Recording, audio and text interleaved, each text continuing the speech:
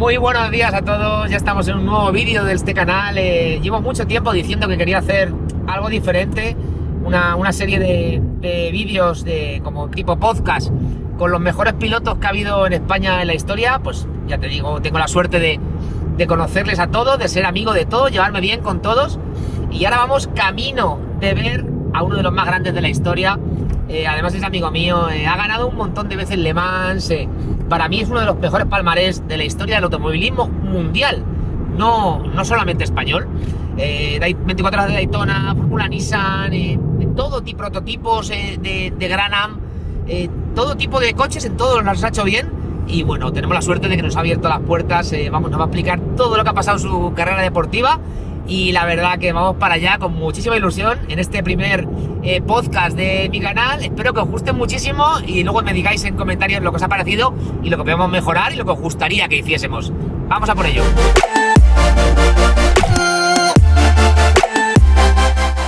Muchos lo habéis adivinado seguramente porque, bueno, tantos títulos de Le Mans y de Daytona no tiene mucha gente. Así que vamos a ver a Antonio García, que nos va a explicar muchísimas cosas súper interesantes. Vamos para allá.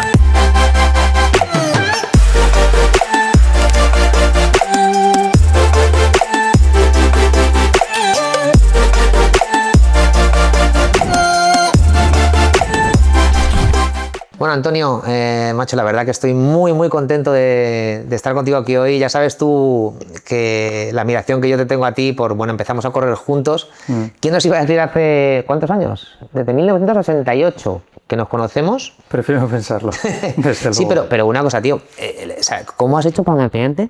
O sea, eres Benjamin Button, tío. No. He visto fotos mías de hace 20, 10, 25 años y desde luego que sí que he envejecido. Yo te veo, te juro que te veo, y veo la misma cara, tío, de aquel niño que corría en car, todo lo contrario que yo, que me he quedado calvo, que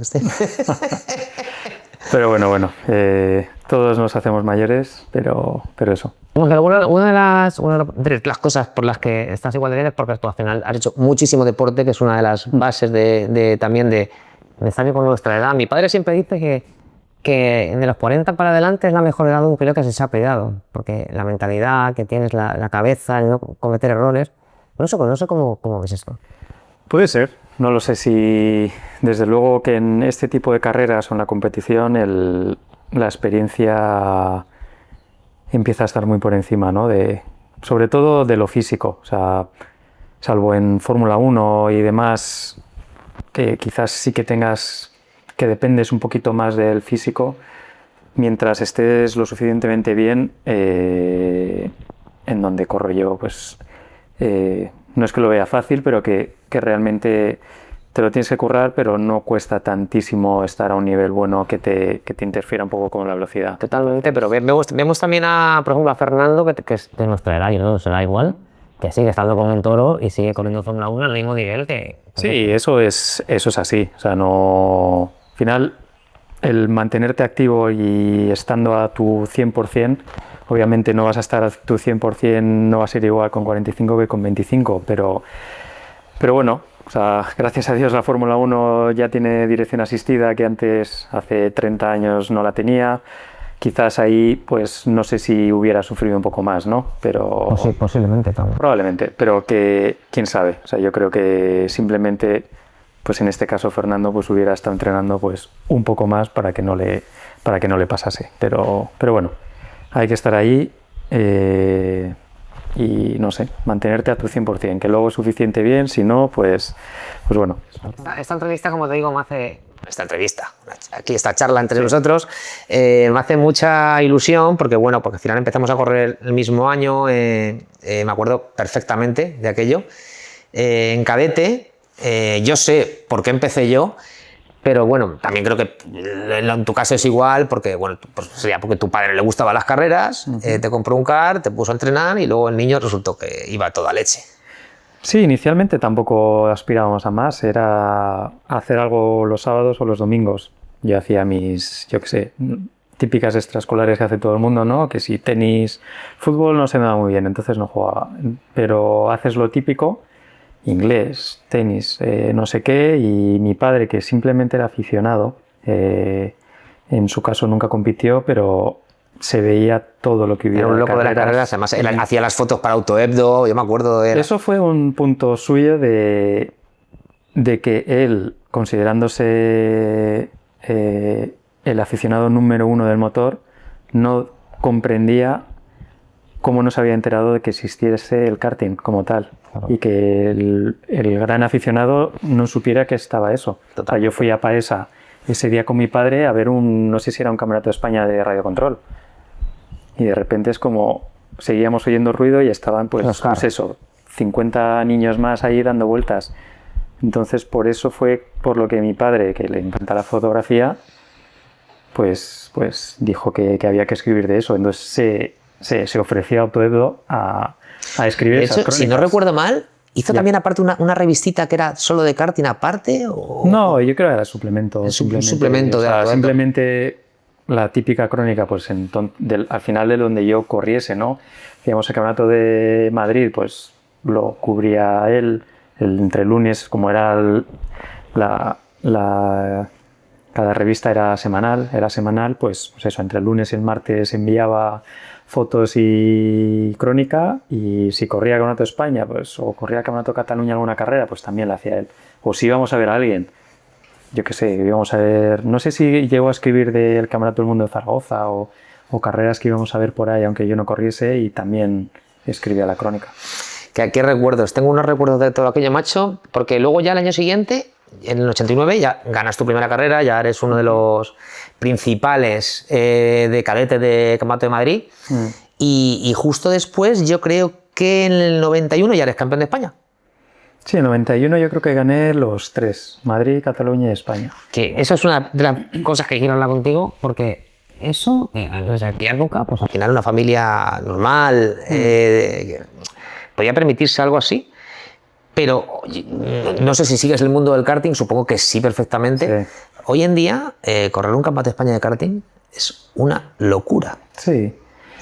Antaño... antes lo hacíamos y estábamos es lo que hablamos. Delante. Yo el chasis que... en el año 88, que es cuando empezamos, el chasis era fijo para todos. Teníamos que ir con un chasis arisco, con un motor Comer. 89, que fue mi primer año de temperatura, o sea, yo el 88 solamente hice 2 años, digo 2 carreras o 3. En el 89, que ya era campeonato completo, ahí ya era chasis libre, y entonces ahí fue donde mi padre compramos un Swiss Atlas. Me acuerdo de él perfectamente. Pues ese Swiss Atlas hizo conmigo el 89, el 90 y el 91, ese chasis. Fíjate. Motores, pues yo creo que estrenamos motor en el Campeonato de España. Fíjate. Entonces íbamos con el del año pasado más el nuevo. Entonces teníamos un motor y otro por si acaso. Y cada uno con nuestro remolquito, nuestra furgoneta. Bueno, primero con el CAD en el techo. En el techo, efectivamente. Y si no tenías que ir, pues que las herramientas no te entraban o lo que sea, pues un pequeño remolque ahí encima y para adelante. Entonces, por lo menos, un chico como tú podía demostrar, joder, no, pero porque todos éramos que tenía iguales. Talento. No, todos éramos iguales. O sea, Fernando o todos los de Asturias bajaban a Madrid. Me refiero que era un chico ya. De una familia humilde, no puede llegar ni a demostrar. Ya, no lo sé. O sea, no sé si... Y tampoco... Es que es muy complicado. O sea, no estoy ahí. O sea, de hecho, mis hijos no compiten porque quizás me entraría en eso, ¿no? Es decir, le podría comprar un chasis y hacer todo el año, pero mirarías ahí... Y habría evoluciones que tal, que sabes que te está dando una décima. El tema de los motores, creo que es una locura. No lo sé cómo era antaño, pero bueno, sí que sé que en su momento, pues yo creo que el grupo de padres que había aquí en Madrid o lo que sea, los motores eran los que eran, no se podían hacer nada en el motor. O sea, yo me acuerdo, eso lo oyes de tal, ¿no? De conversaciones. Al final, las verificaciones lo hacían los mismos padres. Y si simplemente veían que ese motor estaba tocado, no valía. Simplemente. Claro. O sea, el motor es ese y punto. Totalmente. Y no lo sé. Juegos de ruedas, pues yo no sé. Yo no sé si estrenaríamos uno cada 2 carreras o cada 3 carreras. Yo recuerdo algo así. Yo creo que sí. No, cuando se gastasen, pues comprabas otro. Totalmente. Pero no sé. Y algo que bueno, que al final, pues yo creo que todo el mundo de nuestra edad que le gustaran los coches se acuerda, porque de repente, del Campeonato de España, quiero que me lo cuentes un poco para saber, Sí. porque en aquella época, aunque fuera mucho más económico que ahora y se pudiera hacer, ya el tema de correr un mundial, un europeo, sí que sería un coste muy grande, no tanto como ahora seguramente, que no sé lo que cuesta, pero creo que €500.000 correr un campeonato. No lo sé, los números que se están moviendo. Pero en aquella época, o sea, aunque fuera más barato que ahora, también sería un coste y ahí hubo alguien que te echaría un cable. Ahí, el año 94, o sea, nosotros vivíamos en Madrid, nos fuimos a Cataluña. Uno, porque el Campeonato de Cataluña era mucho más potente que el que podía estar en Madrid. Los equipos como Jenny Cart o la gente de Masalles, Arisco, estaban todos allí, ¿no? Sí. Entonces, y luego sobre todo proximidad con Europa, porque antes no se volaba, antes conducíamos a todos los circuitos, ¿no? Y yo creo que el equipo de María Molina al final fue mi primer equipo realmente. O sea, hasta el año 91 corrí con mi padre, año 92 que fue mi primer equipo, fue con el equipo de Mariano, el padre de Miguel Molina. Y cada año veíamos, desde el año 89 que vimos un campeonato del mundo en Zaragoza, pues mi padre, simplemente para que yo viese carreras de gente, al final tú como aprendes viendo a gente que sabe más que tú, o gente mayor que tú. Entonces, desde ese año 89, cada año íbamos a una carrera al extranjero, a ver a los otros españoles, ¿no? A Oriol Servia, a Marc Gené, a Surrayes, o a todos los que corriesen en ese momento. Y yo creo que todos iban con su equipo, ¿no? Pues Surrayes iba con Faluga y con Alejo, todos iban con su equipo español, ¡pum!, nos vamos para allá. Y yo creo que se planteó, ¿no?, con Mariano, decir, bueno, pues compramos los chasis, Kim te prepara 2 o 3 motores y tal. Entonces nos mirábamos, yo menos, ¿no?, yo tenía 13 años, pero al final salías fuera y siempre ganaban los mismos.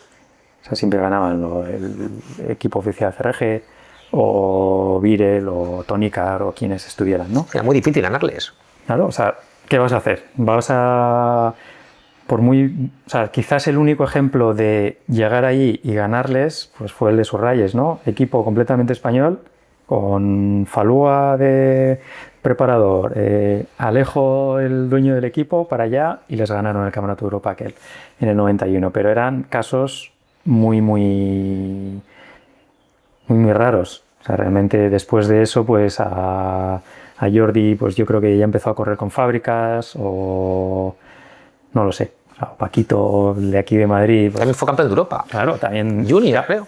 No, ganó alguna carrera del Campeonato de Europa de Fórmula E, creo. No sé si, no el campeonato, ganó alguna prueba, me suena. Pero bueno, pero corría en FRG. O sea, entonces yo creo que eso fue algo que vio mi padre y dijo, no, o sea, si vamos, habría que intentar ir con un equipo oficial.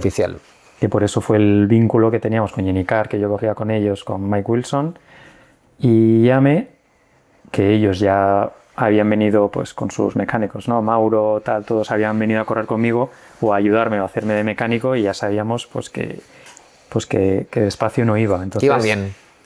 Pero conseguimos, digamos, el decir, oye, pues vamos al Campeonato de Europa, porque fue la primera carrera que pude hacer, porque el Marguti no tenía la edad aún para correr el campeonato. No, fue en el 97. 94, digo. 94. En el 97 ya fue corriste el Marguti. Sí, no.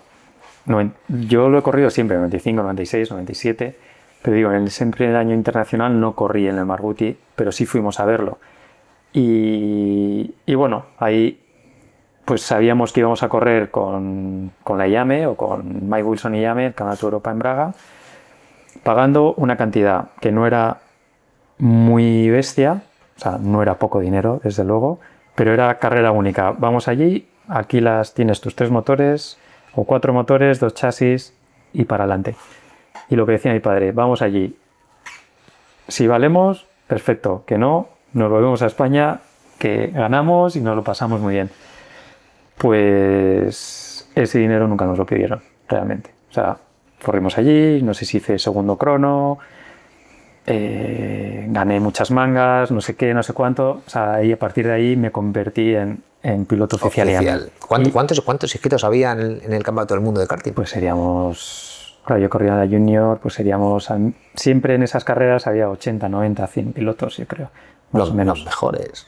Bueno, los mejores... Que también corrían sí, del resto de campeonatos, sí, o sea, como ahora. Sí, corrían cada uno sus campeonatos nacionales y eso, pues Baton venía de Inglaterra, corría con Rambo, el equipo de Rambo, no sé qué, todos corrían sus campeonatos italianos o lo que sea y ahí nos medimos y bueno, no sé.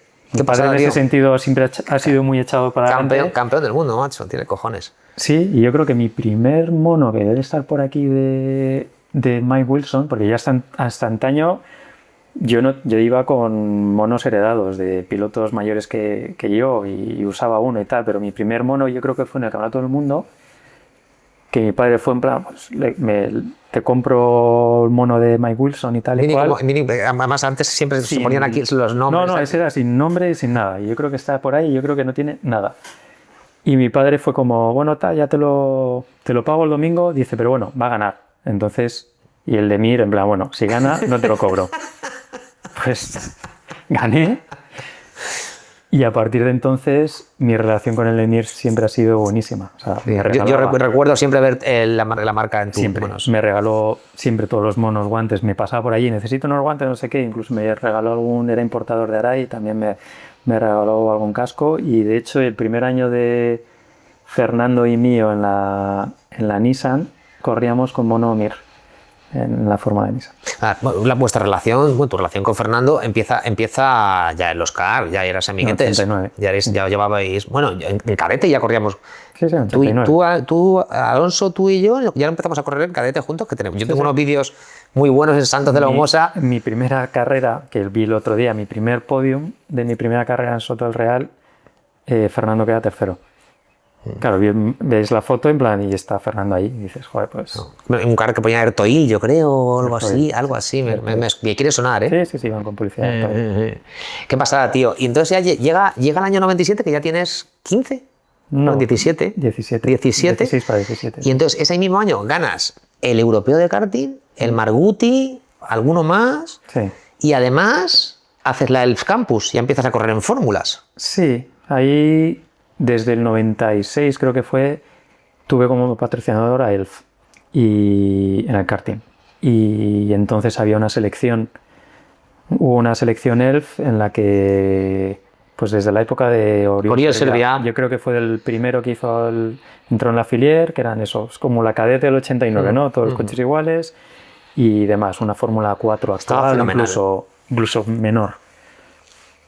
Un mecánico, cada mecánico tenía 2 coches a su disposición como responsables y no había ni puesta a punto ni nada. El coche era ese y punto. Entonces yo hice esa selección, que de hecho como finalistas fuimos... ¿Marcel y tú? Marcel y yo fuimos los ganadores, que como anécdota Toni Cuquerella también estuvo en la final. Es que yo corrí con Toni Cuquerella una carrera de la Fórmula Renault. Claro. Imagínate. Toni, que venía de la nada y yo creo que no había competido casi en karting ni nada, pues hizo la selección, pero el tío lo hacía bien y llegó también a esa final. Y entonces nada, yo compaginé tanto el karting con la Fórmula Campus, que me escapé de hacer 2 o 3 carreras. De las fórmulas. Porque me coincidía con el Campeonato de Europa. Entonces dices, lo que quería ganar era lo otro, no esto, ¿no? Y de hecho, a pesar de ello casi ganas la Fórmula Campus. Sí, gané muchas carreras, falté a 2 o 3 eventos. No lo sé. Que Marcel no faltó. No, obviamente. Entonces no sé si hubiera ganado. O sea, al final Marcel empezó muy fuerte. Lo hizo bien. Y ganó muchas carreras. O sea, no sé si me hubiera dado como para ganar. Pero bueno, esa cláusula de haberme escapado, yo he hablado directamente con el responsable de Elf o lo que sea, en plan, me estoy jugando el Campeonato de Europa, vas a entender que no voy a venir al siguiente. Ellos me dieron permiso. Lo que pasa es que para el año siguiente, que la ganó la selección Fernando, me acuerdo, le pusieron como cláusula que no podía faltar a ninguna. Entonces no la hizo. La ganó, pero no corrió la Fórmula. Lo hiciste muy bien porque además, después de esa temporada, Elf te propone seguir en su escalera de monoplazas. Sí. Pero... Aparece Adrián. Aparece Adrián. Yo me acuerdo que en esas finales Renault, que fue en Montmeló, las finales Renault fueron en Montmeló. Y Adrián ya estaba maquinando su equipo, que en principio iba a ser para Fórmula Super Toyota, pero al final con Alguersuari dijeron, para adelante, nos vamos a la Nissan. Y Adrián ya lo tenía claro, que quería un piloto con experiencia como luego fue Marc, que ya había hecho la Fórmula 3000, y tenía claro por debajo que tenía que ser yo. Al final con Adrián me había visto en todas las entregas de premios o lo que sea, y apostó, dijo en plan, no, si tiene que subir a alguien, tendría que ser este. No tiene sentido tener a otro piloto, tiene sentido al piloto que ha ganado el Campeonato del Mundo. Si tienes a alguien que venga del karting español, claro. Blanco, no, ahí blanco y en botella. Lo vio claro, hice un pequeño test, me acuerdo, en la presentación en Albacete además y tal, y me pareció que era un coche completo. Me acuerdo, es que yo estuve también en ese test. Y tal, no sé qué, y me pareció que era... Salvo salir, que lo calé como 5 veces, bueno, el resto me pareció hasta fácil, o sea, me gustó muchísimo. Tipazo Adrián, ¿eh? Sí, joder. La verdad que, joder, tú fíjate el tipo de persona que, al final, yo no sé si tanto tú como Fernando hubierais llegado tan lejos, yo creo que no. Pero tú fíjate en lo importante que es. No, o sea, estuvimos en el sitio oportuno. Total. Adrián dejando las carreras y creando Adrián Campos Motorsport o lo que es ahora Campos, y Alguersuari con Jaime con esa mentalidad de crear un megacampeonato como al final fue. Encantador de serpientes, además. El tío que me refiero que un tío se juntaron ahí todos los ingredientes. Pero encantó a la gente que tenía que encantar. Totalmente. Anisa, no sé qué, y montó un campeonato totalmente. Pues del que ha salido pues mucha gente, ¿no? Marc. Tú fíjate, primer año coincides con Marc, que ya venía además de ganar la Coloni. Sí, que era el mismo coche prácticamente. Sí, pero bueno, que Marc ya venía de haber hecho la Fórmula 3000. Muchas cosas, y tú venías de correr al final solamente un año de campus, y a pesar de eso, ahí nos quedamos todos acojonados. Te lo tengo que decir. Yo no sé si fue Albacete la primera carrera. Y coge, macho, y gana las 2 primeras carreras. Las 2. Sí. Eso fue, que más creo que Polito Villamil, que también venía del karting, hizo segundo. Sí. Una cosa de locos. Bueno, no sé. Era lo que había. O sea, no había ni siquiera test. Yo creo que llegamos a la primera carrera con 500 o 600 kilómetros y quizás, no lo sé. Obviamente el equipo lo hizo muy bien porque no tuve ningún problema, el cambio era muy delicado, no sé qué. Al final Marc le dio la vuelta a la tortilla y terminó ganando. Y tú fíjate, macho, porque bueno, después tú ganas la Nissan en el año 2000, en el 99 le gana Fernando y joder, al final lo normal era verte a ti en Fórmula 1. Porque además luego, después de ganar la Nissan, firmas con Red Bull. Sí. Que fue el año después de ganar la Nissan, ¿no? Sí. Y no se sabe muy bien por qué, aquello no cuadra. No cuaja, no lo sé. O sea, al final ahí Helmut me comparaba mucho con Fernando, pero Fernando acabó ganando la 3000. Ganando en la 3000, no ganó el campeonato. No ganó en aquella carrera de Spa. Arrasó en Spa, el anterior había hecho podium, pero hasta entonces... Le costó. Pero como le costaba a todo el mundo. O sea, ahora tú ves la Fórmula 2 o lo que sea... Ya ¿2 años o 3 para ganar? Yo no digo lo que entrene o no deje entrenar, eso no hablo, ¿no? Pero entonces no había simuladores ni nada y íbamos directamente al crono, sin haber estado. En plan, ¿esto qué pista es? Hungría, para allá. O primera carrera que fue en Interlagos. Lo más que habíamos hecho era dar una vuelta. Yo te entiendo perfectamente porque pero no pasaba nada, todos éramos iguales. Claro. O sea, al final los rookies empezábamos había ahí. Gente de otros años. Sí, entonces normalmente en el primer juego de nuevas era cuando se hacía el mejor tiempo, porque salías justo después de la Fórmula 1. Entonces los de segundo año solían hacer el mejor tiempo, el de que valía en el primer juego. Pero luego, una vez ibas cogiéndole el aire al coche, a final de año los rookies empezaban a ganar carreras, que era lo que pasaba. Pero bueno, Red Bull fue eso, pero bueno, también fue no con Helmut, sino más con la gente porque entonces Helmut era solamente el dueño del equipo, no tenía nada que ver con Red Bull. Pero la gente de Red Bull pues quizás no estuvo muy de acuerdo con lo que se hizo conmigo y fue los que, bueno, yo también insistiendo mucho, conseguí que me metieran un GT patrocinado por Red Bull y quizás eso también me abrió un poco el punto de desdoblar mi Te digo, carrera, ¿no? mucha De hacer una gente cosa y la o otra. muchos pilotos que corren, que al final corren karting, fórmula, cuando llega el momento de, joder, se me han acabado los fórmulas y yo solo quería llegar a Fórmula 1, ahora ya no llego a Fórmula 1. Yo a mi nivel, pero tú mucho más, decidiste que tú querías ser piloto de carreras de coches y te daba igual no llegar a Fórmula 1. No hubo Sí, no, o sea, seguramente hubo una pequeña frustración de no llegar a Fórmula 1, pero Sí. decidiste seguir tu carrera. A ver, año 2001, pues, o después de 2001, ¿no? Que, pues, para correr a 3000 no es que tuviera que firmar por Red Bull, o sea, yo hice un test en Barcelona que realmente me quisieron y lo mismo, o sea, aquí no nos gastamos, o sea, realmente yo desde el año 94 No pagas por correr. y nos pagan por correr, Claro. incluso, ¿no? El karting antes era profesional y en Red Bull lo mismo, en plan, pues Telefónica, Repsol se habían ido de la Fórmula 1, pues ahí en ese momento, aunque Adrián quería hacer un equipo en la Fórmula 3000 italiana, que fue la que ganó Massa y le dio entrada a la Fórmula 1, pues no lo sé. Yo me decanté por el tema de Red Bull. ¿Me equivoqué? Puede ser, no lo sé. Ya se sabe. Pero bueno, al año siguiente en las World Series, otra vez de vuelta con Adrián, yo le pedí que hacer eso, pero me mantuve haciendo carreras del FIA GT en ese mismo equipo de Porsche. Y eso luego a la postre es lo que me dio el contrato de BMW, porque corríamos el Europeo de Turismos, corría con el FIA GT, entonces pues veía, como necesitaban un piloto español para correr el BMW, pues fue como este lo está haciendo bien ahí. Lo de BMW, no, yo me acuerdo perfectamente. Vienes de correr en fórmulas, porque a mí me pasó un poco, o sea, al principio.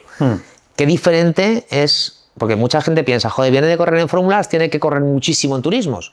Joder, es que es tan diferente y hay tantos pilotos que están muy especializados en turismos, Sí. que al final la trazada de turismo no es igual o que la de fórmulas, que entras un pelín antes, a lo mejor las ruedas hay que cuidarlas porque pesa más el coche. Al principio es un poquito complicado. Es diferente. Y yo con lo que sufrí en ese campeonato era que corrían tan poco los coches que costaba marcar diferencias. Eso es. Como pilotaje. Entonces se convertía en una carrera de saber competir, del cuerpo a cuerpo. Entonces ahí, cuando te medías contra Tarquini, Thompson... Que además iban a chapa. Y tú también, Sí. igual no estabas tan acostumbrado al choque. Yo aprendí muchísimo. Claro. Aprendí mucho, pero también me llevé muchísimas. Y no llegué a disfrutar del todo de ese campeonato. Uno, porque no me reportaba, o sea, conduciéndolo tampoco me reportó demasiado, ¿no? Era un coche que a mí me parecía lento y las carreras molaban, pero Eran preciosas. luego había mucha... Pues eso. Al final Además, tenías como compañero de equipo a Alex Zanardi, También, sí, Yo yo creo empecé con Giovanardi, después Alex se unió. que también era un tipazo. Además, hace poco falleció y bueno, pues desde aquí también un pequeño recuerdo porque era un tío cojonudo. No, pasé muy bien con Alex, la verdad. Esos años, sí, solía calificar siempre mucho mejor que él, pero siempre me lo decía, ¿no? En plan, Ya, cuidado. ten cuidado, después de la primera curva me hago el retrovisor que voy a estar ahí. Y el tío muchas veces realmente estaba ahí. O sea, sí que él competía muy bien, por ejemplo. Nada, son ese tipo de gente, macho, que al final te demuestra muchísimas cosas. Y nada, Antonio, luego llega, bueno, después, 2006 ya nos metemos directamente en el tema de los GTs, con el Aston Martin. Sí, ahí me viene un poco también heredado del equipo ese de Red Bull que corrí con Porsche, un equipo alemán. Tenían algo que ver entre ellos. Muchos... El ingeniero que estaba en ese equipo pues fue el que volvieron a crear, digamos, Team Modena, que junto a Rick Bryan, que era el dueño del coche en sí, pues crearon ese coche y entonces me invitaron justo después de Macao, la última carrera de 2005, me fui a Bahrein a hacer la última carrera del FIA GT con el Aston y ganamos. O sea, llegamos y ganamos esa carrera y a partir de entonces pues me gustó muchísimo más O sea, el Aston aquel GT1 era un pepino. O sea, Aparatos, ¿eh? sí. O sea, eran coches que iban tan rápido como un Fórmula 3 de la época, un Euroseries, ¿no? Eso sí se conducía más o menos un poquito más Más más un como un Fórmula, tenía con el mucha, downforce. tenía mucha aerodinámica, 600 caballos. Eso me gustó muchísimo más. Entonces, a partir de ahí, pues, cambié un poco de ¿Y aires. también te gustó además el formato resistencia?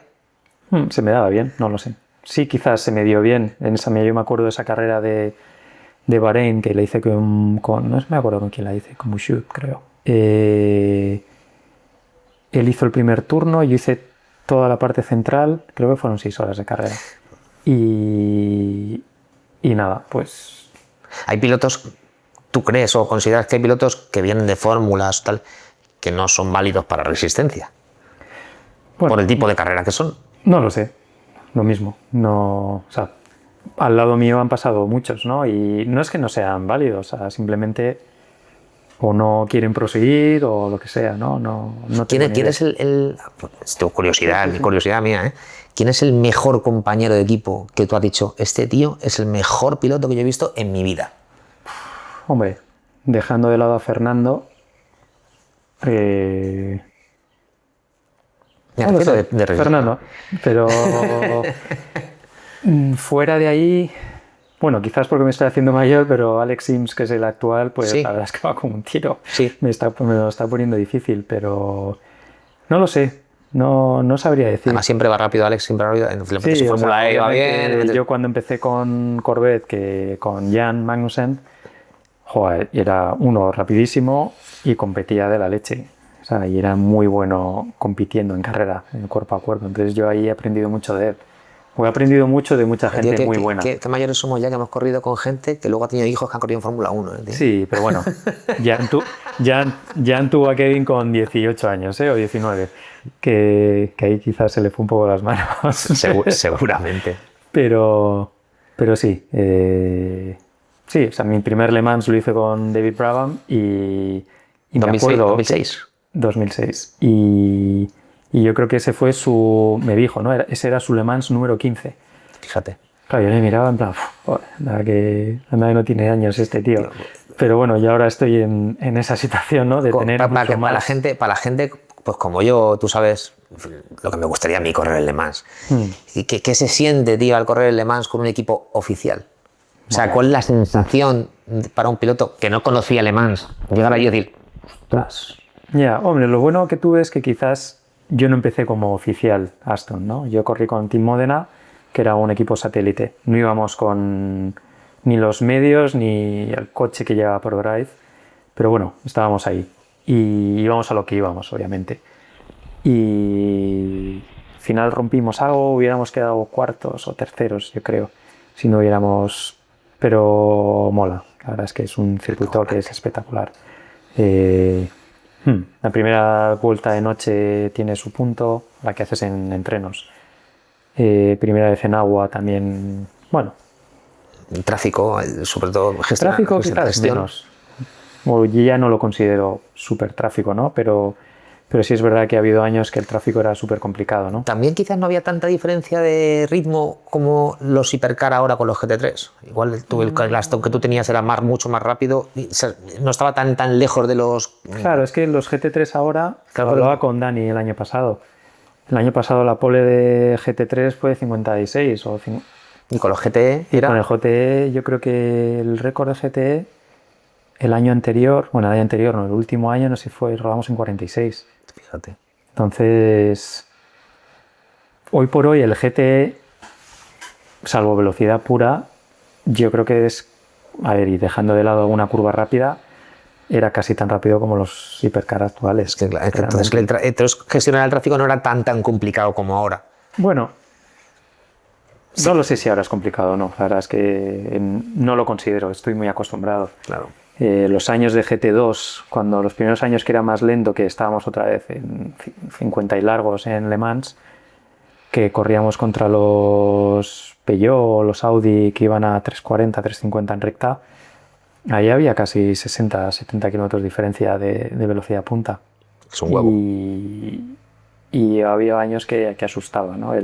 no ver nadie en el retrovisor ni de lejos y de repente antes de la frenada, pum, lo tenías ahí, pero bueno. Qué pasada, tío. Claro, yo me acuerdo una vez que hablé contigo, no sé muy bien cuándo, cuando yo corrí las 24 horas de Spa o algo así, que no sé por qué te pregunté algo, y supongo que echas mucho de menos los GT, porque tú me decías, tío, es que los GT3, cago en 10 con el ABS, no sé cuánto. Sí. Bueno, echo de menos eso, el GT3, pues eso, el ir 5 o 10 segundos más rápido por vuelta que un GT3, según la pista, las ruedas buenas. Y era coche para pilotos profesionales de verdad. Ahora seguramente con un GT3, se puede ir, todo el mundo puede ir rápido. Sí, sin ABS. Ahora sí puede ser. O sea, pistas como alguna carrera que hice preparando Spa, ¿no? Con el Audi, pues hice Paul Ricard, creo, las 6 horas de Paul Ricard o lo que sea, y ver a no sé quién delante, pues quizás con el coche X, no lo sé, que verle no parar de hacer errores y a pesar de todo seguir ahí delante tuyo o no hacer. Entonces eso es algo que no estás acostumbrado. ¿No? Sí, conozco esa sensación. Claro, que hagas error, pero que el coche sea un paracaídas a todos tus errores. 2007 llegas a América por primera vez con un prototipo de esto de Grand Am, ¿se llamaba? Sí, feuchos. Sí, pero también aparatos. Sí, o sea, no pesarían 1000 kilos como mucho, ni siquiera, 500 kilos y darían caballos. 500 y pico, 600 caballos. Bien, muy divertidos. Y había 20 y pico coches. Y descubres América y dices, jo, yo me quiero quedar aquí. Sí, al final, pues fue por este Team Modena, ¿no? Team Modena para ayudarnos, ¿no? Nosotros corríamos con un piloto amateur siempre, ¿no? Pues fue Ellis Halliday o un bronce de ahora, ¿no? Que antes no existían y para ayudarnos pues venía Christian Fittipaldi. Y de la misma forma que Christian vino aquí, pues yo seguí viendo lo que corría él, ¿no? Que corría en América, pues lo hice al revés, ¿no? En unas 6 horas de Watkins Glen fui yo a hacer de tercer piloto allí y me enamoró. O sea, es como, joder, esto sí que mola. Uno, los circuitos, el concepto de carreras y como lo hice bien, pues al final... No hubo problema en quedarte. No hubo problema al final, pues mantuve, digamos, mi vínculo aquí en Europa corriendo con Aston y tal, pero siempre que podía, pues a partir de ese año yo creo que siempre hacía 2 o 3 carreras allí y 2009 fiché por Brumos para hacer Daytona, que ganamos. Y ¿cuántas veces Daytona ganó, Antonio? 3. 3 veces. Ese año fue en la general, ¿no? Con el prototipo y después... ¿Son 3 Daytonas? ¿3 Le Mans? 3 Daytona, 3 Le Mans. ¿Sebring? 4, creo. 4 Sebring y una vez Spa. Spa 1 en GT2, no era el GT1 del FIA GT, que formaba parte de ese campeonato. Y sí. Estamos hablando de América, que yo me he ido, perdóname. No, pues eso. Y a partir de entonces, luego llegó un momento que aún firmando por Corvette, compaginé los 2 campeonatos. O sea, corría con Speed 2 Daytona primero con un coche, pues eso, ¿no? Un prototipo que iba a motor Chevrolet o motor, no me acuerdo qué motor llevábamos. Pero había diferentes marcas, ¿no? Pero el chasis era casi común y ya luego los Daytona Prototype que le llamaron, pues el Corvette fue el primero de los que hubo y ahí hice, pues eso, temporada completa con Corvette y también Grand Am. Yo a muchos chicos de los que empiezan a correr, que les llevo yo y tal, pues siempre surge la opción, joder, de Estados Unidos. Ya. Yo siempre creo que en Estados Unidos se valora mucho más el talento que en Europa y que además, si por lo que sea consigues llegar a Estados Unidos y lo haces bien, el futuro es mucho mejor que en Europa porque también se gana más dinero. Sí. No hay duda. O sea, yo lo comparo un poco como en el karting internacional. De que si tú llegabas de correr, que nadie te conocía allí, ¿no? Pero si tú llegabas a un Campeonato de Europa y lo hacías bien, se quedaban contigo. O sea, igual que, o sea, yo sé de buena mano pues que íbamos a haber corrido con PCR o con otras marcas en el karting que al final simplemente lo que te dije, ¿no? Nos pusieron un precio más alto, entonces pues dijimos, pues contigo no corro. Y luego pues se darían de cabeza, ¿no? En plan, habiéndome Totalmente. dejado perder, Totalmente. echado a perder, o luego intentaron contratarme a posteriori, pero que entonces allí lo vi lo mismo, ¿no? De llegar ahí con Cristian, corrí con Eddie Chiver, el equipo de Eddie, y lo mismo, en plan, el chaval pues ahí creen, ¿no? Cristian dijo que quiero que corra conmigo, y ya veréis cómo va. Lo hizo bien, y desde entonces, pues Eddie fue como, tú conmigo. Y luego firmas con Corvette, tío, y llevas ¿cuántos años? Casi 20, 18, 17. Creo que este es mi 18. Serás el piloto de Corvette más longevo. Me queda uno, creo, para ganar a ¿Quién lleva más tiempo que tú? Oliver Gavin, creo. Ah, y pues ¿sigue Gavin corriendo con Chevrolet? No, pero bueno, que él empezó en 2004, creo. Él empezó en 2004 y su último año fue en el 21, creo. Entonces creo que es mi objetivo, el hacer al menos Oye, un año más que... ¿cuánto tiempo le queda a Antonio García? Buah, no Todo, sé, mucho, ¿no? yo hasta que me echen. Sí, ¿verdad? Creo que... Tú te encuentras cojonudamente. Sí, no, y es que no hay mejor trabajo que este, yo No, creo, ¿no? no existe. Ahí sí que si sigo rindiendo, sigo haciéndolo relativamente bien, me siguen queriendo, pues no veo... Qué bien, tío. No, Oye, no, cuando haga falta un bronce por ahí que sea ahí estoy yo. Oye, otra pregunta que te quiero hacer, porque un hipercar. Hubo opciones. Corvette, de hecho, el año que fichamos, o al año siguiente de haber fichado a Tandy, sí que se iba a haber hecho un Corvette. Un prototipo. con Cadillac. No, Corvette. Un Corvette. Y hubo algún momento que incluso se iba a haber hecho tanto el Cadillac y el Corvette. Los dos. Los dos. Porque la idea inicial hubiera sido solamente hacer Corvette. Y al final seguía siendo GTLM, al menos al inicio, ¿no? Digamos hacia dónde iba el asunto. Y decidí quedarme donde estaba. O sea, al final, en ese momento, General Motors o Corvette, pues apostó, ¿no? Para que quisiera que nos quedásemos ahí, y decidí quedarme. O sea, tuve opciones de firmar por...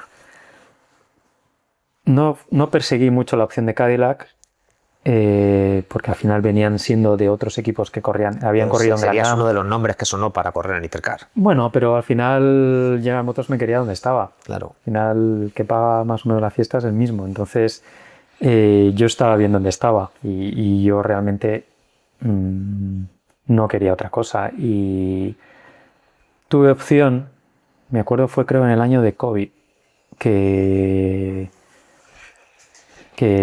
Wayne Taylor, que yo corría con el hijo de Wayne, con Jordan Taylor, éramos pilotos, éramos compañeros, y sí tuve, él sabía que en el año, yo creo que era en el 24, 23 no, 23 iba a correr él corría con Honda en los prototipos, que eran los DPI inicialmente, después el hipercar, y él sabía que tenía un coche, pero que en el año 24 iba a tener 2 coches. Y ya se me ofreció en ese momento, en plan, oye, esto era el 21 o el 22, un año vas a tener que hacer de probador o lo que sea, al año siguiente, si quieres, te ficho. Pero tanto Jordan como yo no aceptamos, o sea, nos hicieron mucha mejor, o sea, nos hicieron muy buena oferta para continuar en Corvette. Lo que pasa es que Jordan, llegado ese momento porque había otras cosas por ahí, ¿no? Al habernos vinculado quizás a otra marca, haber tenido un proyecto de estos de hipercar, pero al final no cuajó.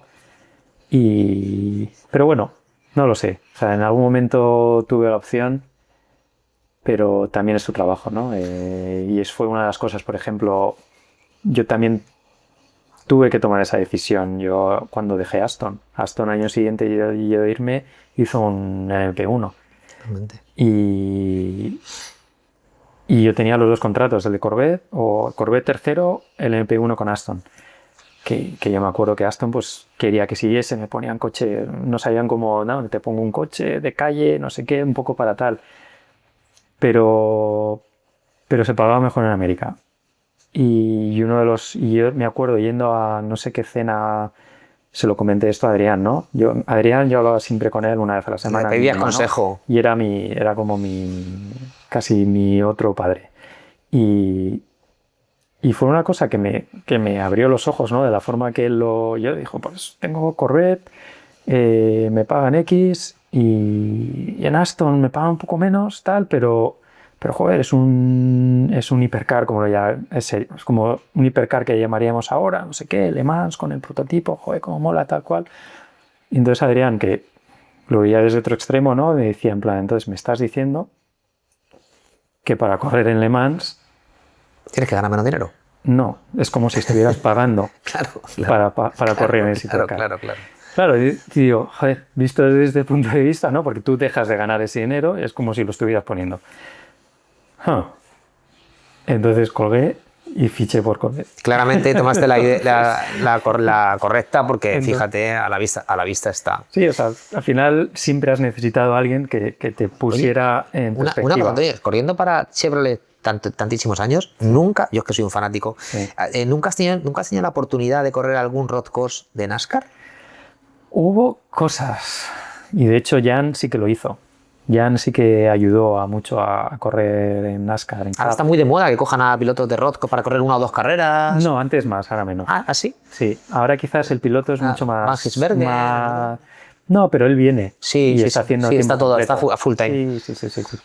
Antes sí que era, pues, antes se cogía a Dombros o que venía de correr en Australia o Max Papis o a Jan. Sí, había pilotos que el piloto NASCAR no estaba especializado para nada en los circuitos y se desentendía, simplemente se cogía a otro piloto solamente para hacer el circuito.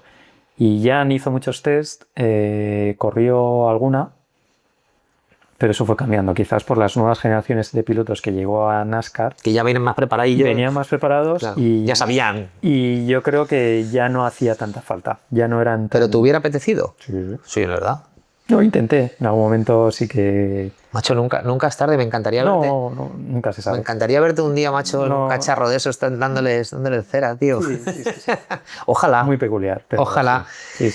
Te lo tengo que preguntar. Bueno, no te lo tengo que preguntar porque yo creo que ya va a ser, pero yo creo de las últimas que te voy a hacer. Ya te lo he contado un poco antes. Yo creo que si Antonio García fuera inglés, Sí.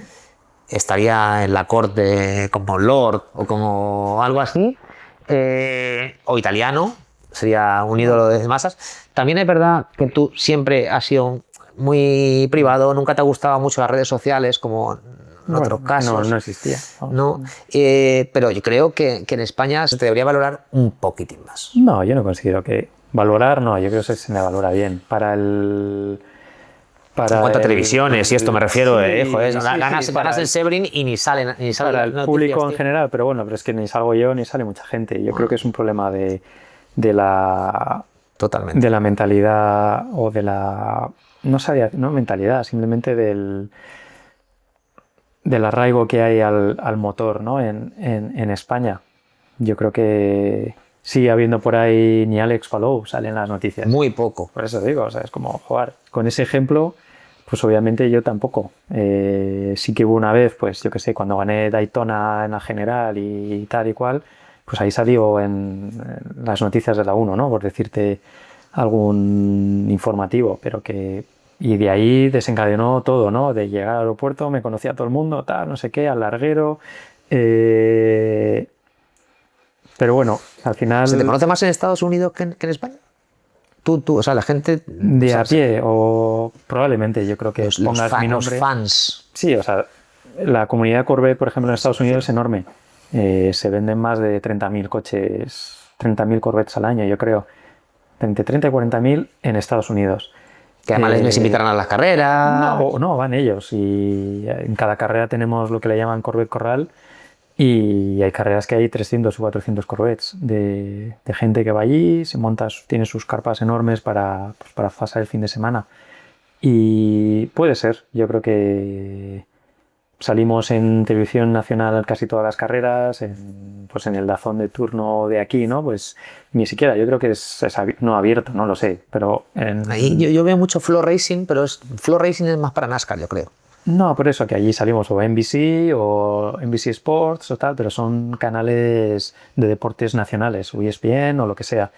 Y sí que hablas, porque yo eso lo veo cuando entro por inmigración, ¿no? En plan, que tienes que decir, pues, ¿para qué vienes? No sé qué, no soy piloto de carreras, ¿y para qué compites? Para Corvette Racing. En plan, la mayoría es como, tal. O sea, saben, el policía que está ahí tomando nota de dónde, para qué entras, pues sabe de qué habla. Totalmente. Entonces, pues sí puede ser. Yo en su momento siempre dije, ¿no? Que para lo único que me hubiera hecho más ilusión que salir más en la tele y salir más sin tal cual, pues hubiera sido para que me viera mi abuelo, por ejemplo, ¿no? Pero por lo contrario, no lo sé. O sea, obviamente, haber sido más conocido en España, pues quizás sí que me hubiera reportado algo, ¿no? El haber tenido más sponsors personales, cosas Totalmente. así que, oye, que nunca hubieran venido mal. Totalmente. Pero también considero que allí se me paga muy bien y demás, entonces, pues, bueno. Te agradezco de corazón esto porque, Sí. porque al final pues, nos has contado cosas que a lo mejor de repente pues, alguien no las sabía. Seguramente a la gente que le gusta los coches le va a encantar verte explicándonos alguna cosilla de la que hemos hablado. Sí. Y tío, muchísima suerte con todo y muchísimas gracias, tío. Nada.